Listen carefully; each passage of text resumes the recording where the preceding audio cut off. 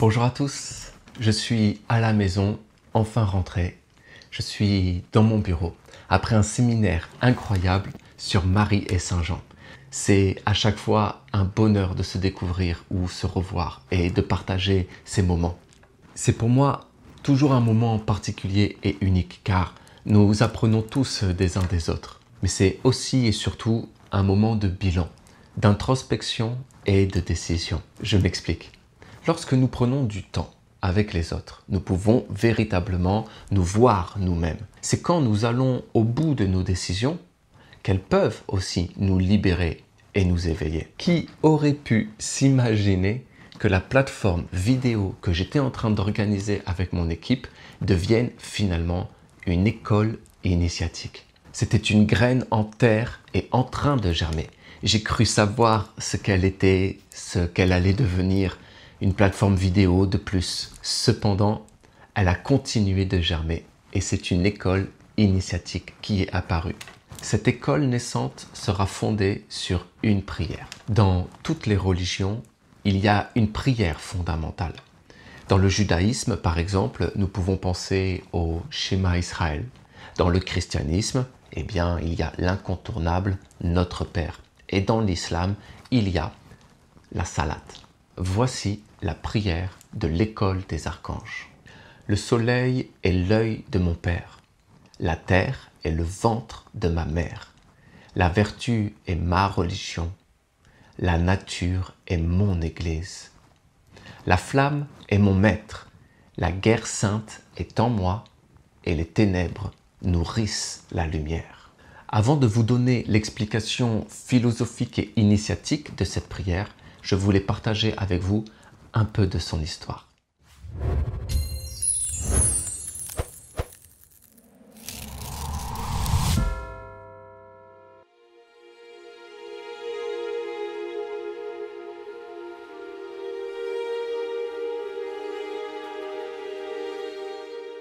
Un jour, lors d'une retraite spirituelle qui dure 6 mois, alors que j'étais seul dans la nature, j'ai prononcé à l'intérieur de moi une parole qui, sans le savoir, allait bouleverser mon existence. Le soleil est l'œil de mon Père, la terre est le ventre de ma mère, la flamme est mon maître. Ces paroles ont résonné en moi comme une nouvelle trinité, celle de la famille, le Père, la mère et le Fils. Une trinité à travers laquelle tous peuvent se reconnaître et se retrouver. Parce que l'amour entre un père, une mère et leur enfant est universel. Cette universalité, je l'ai d'ailleurs retrouvée il y a quelques jours de cela, entre une maman et son enfant. Sans les connaître, sans parler la même langue qu'eux, sans avoir la même éducation, j'ai vu dans le regard de cette maman, son sourire et ses gestes bienveillants, ce qui est universel et ce que tout le monde comprend, l'amour. Dieu et sa religion doivent être compréhensibles et accessibles au-delà du langage et des cultures. Et cette universalité, c'est ce qui nous unit à lui, ce qui nous unit tous les uns aux autres. En elle, j'ai vu la maman dans toutes les mamans. Et dans l'enfant, eh bien, j'ai vu l'enfant dans tous les enfants. Un peu plus tard, dans ma retraite, j'ai entendu à l'intérieur de moi une parole plus puissante et radicale encore. Entre la lumière et les ténèbres, il n'y a aucun compromis, il n'y a que des lois. La lumière brille dans les ténèbres et les ténèbres subissent la lumière. Cette notion de loi est super importante pour moi. Je suis un homme de principe, de morale et j'aime profondément la justice et les lois. Celles qui ordonnent la nature et l'univers, celles qui sont vraies pour tous et que personne ne peut outrepasser, celles qui ne se discutent jamais. Déjà plus jeune, j'avais compris qu'il n'y a pas de frontières réellement, mais qu'il n'y a que des lois. Une frontière qui sépare deux pays n'existe que parce qu'il y a une loi. Et si je devais décrire ce qu'est un archange, eh bien, je dirais que c'est un grand esprit qui parle uniquement à des peuples, et ce uniquement à travers des lois. Il existe des lois absolument pour tout. Pour moi, une formule mathématique est une loi. La vision en est une autre, sinon nous ne pourrions pas voir. L'agriculture est une loi. Pour qu'une graine devienne une fleur, Pour que le printemps laisse la place à l'été, des lois ont dû être écrites. Entre la lumière d'une flamme et les ténèbres qui l'entourent, il y a une frontière. Et cette frontière est une loi. C'est pour cela que mon école a été appelée l'école des archanges. Je veux que les étudiants de cette école étudient les véritables lois et qu'ils puissent être en mesure de les appliquer dans leur vie. De cette parole que j'ai prononcée en moi, de cette sagesse, je n'ai gardé que la parole « Les ténèbres subissent la lumière » qui est devenue un peu plus tard « Les ténèbres nourrissent la lumière ».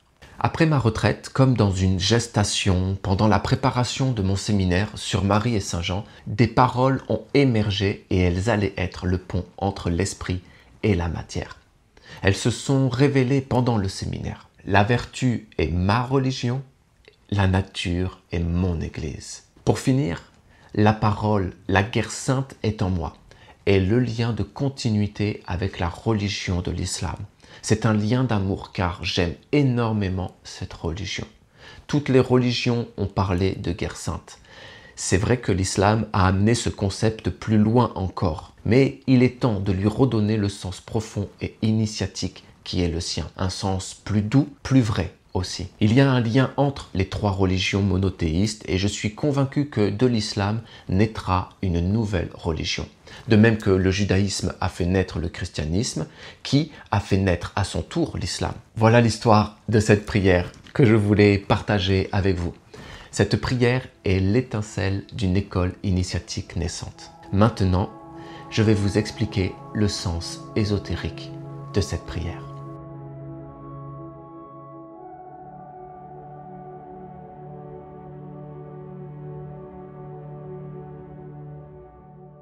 Tout d'abord, cette prière doit être récitée à la première personne parce qu'il n'y a qu'une seule chose qui doit compter pour toi, c'est toi. Dans le sens que tu peux changer le monde en bien ou en mal et qu'il ne sert à rien de regarder l'autre, mais qu'il faut se regarder soi-même pour faire le bien. Faire du mieux possible avec les moyens que tu as. Cela nécessite une grande objectivité et analyse de soi, parce que tu es ta plus grande source d'études. Ton existence est ton unique cahier d'études. C'est la première grande leçon que cette école veut transmettre au monde. Il faut se regarder soi-même au cœur de la nature. Il faut se placer au centre de l'univers. Certains diront que c'est orgueilleux et prétentieux. Et je peux le comprendre, mais je leur répondrai une seule chose.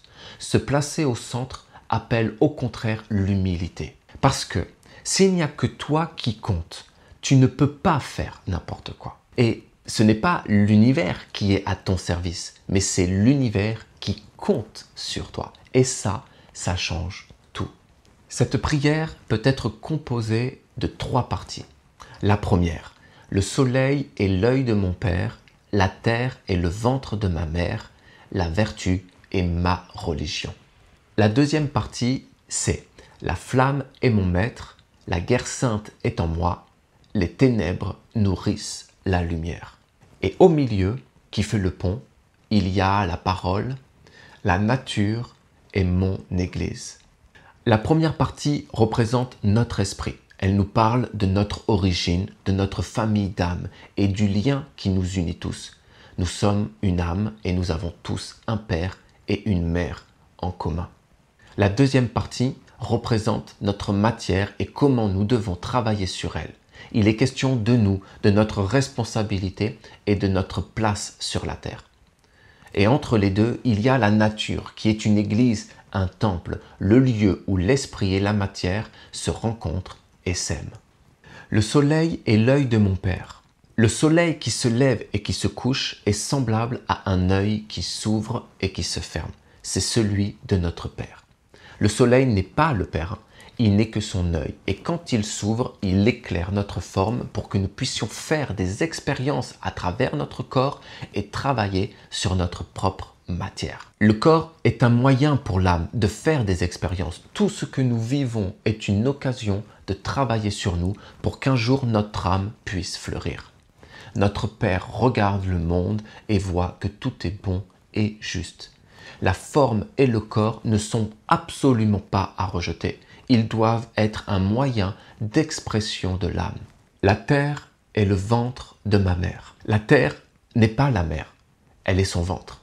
Quand nous nous incarnons, notre âme prend un corps et ce corps doit se construire à l'image d'un embryon qui se développe dans le ventre de la maman.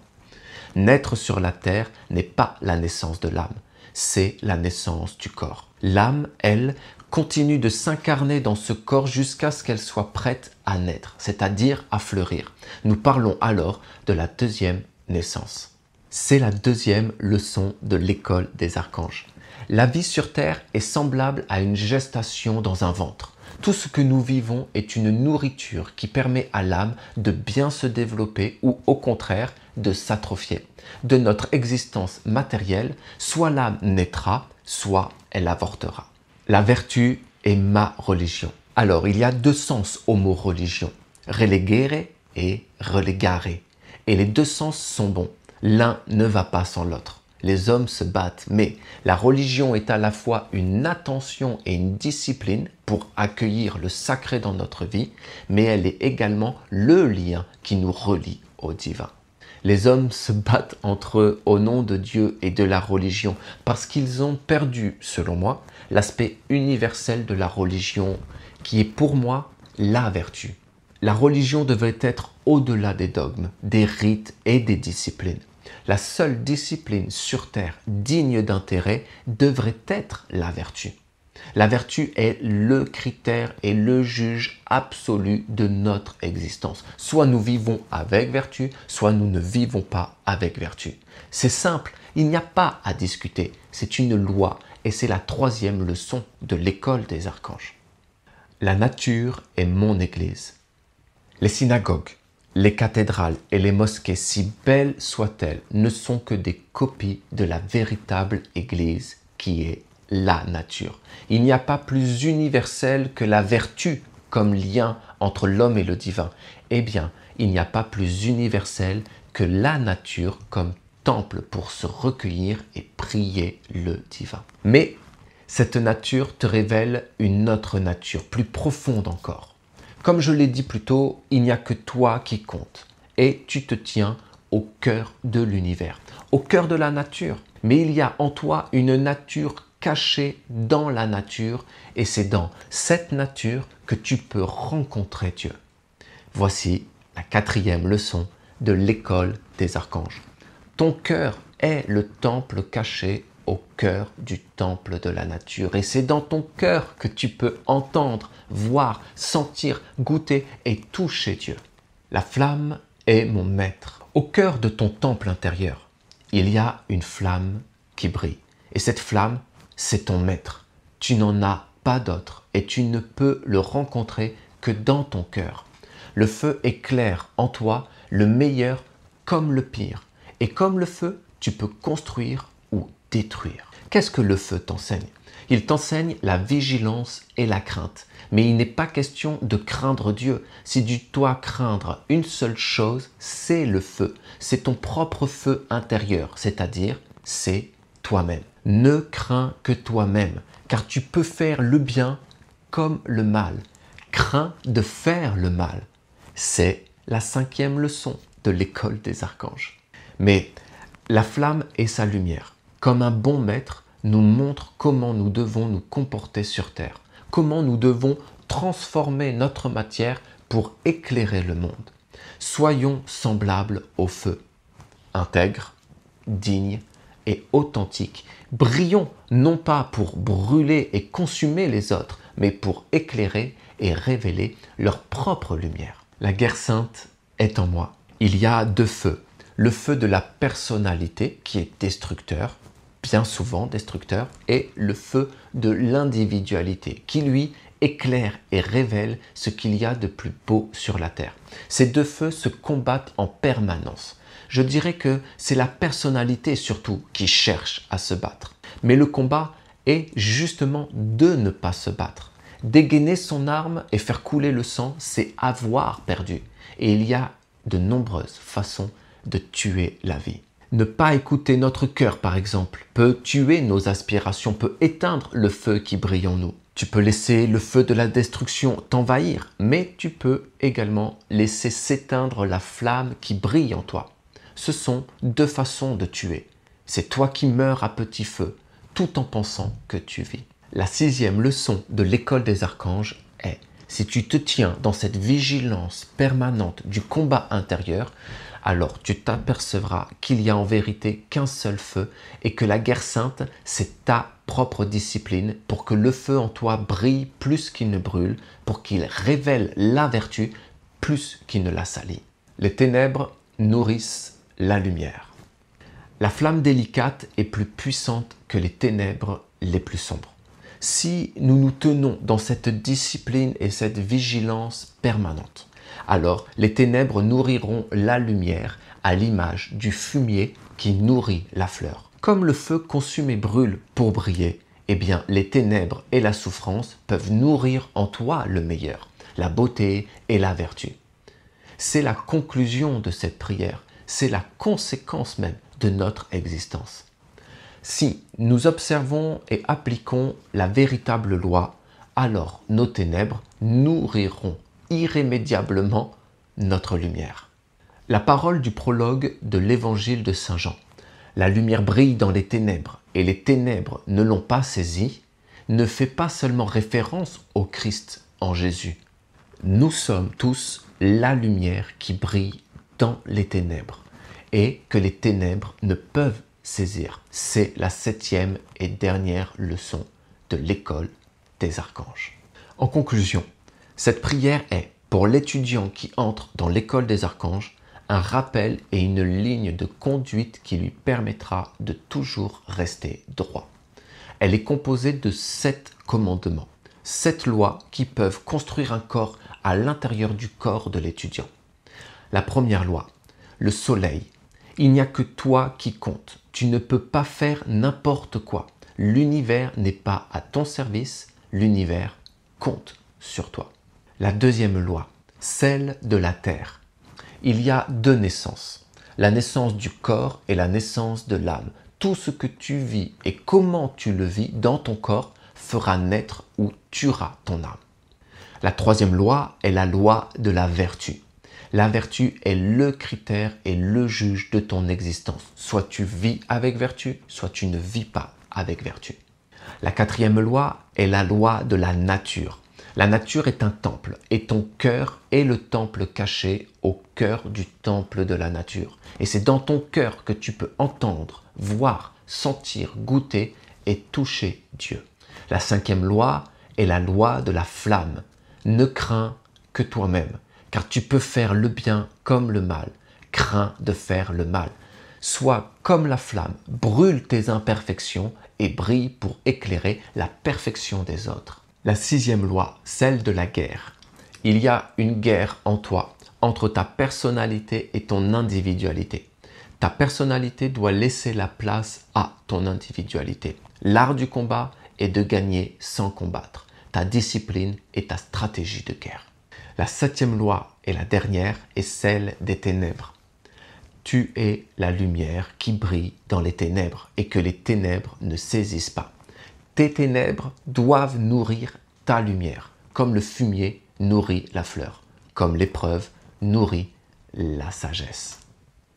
Je te souhaite une bonne étude et je suis tellement heureux de marcher à tes côtés sur ce chemin d'initiation. Je t'embrasse.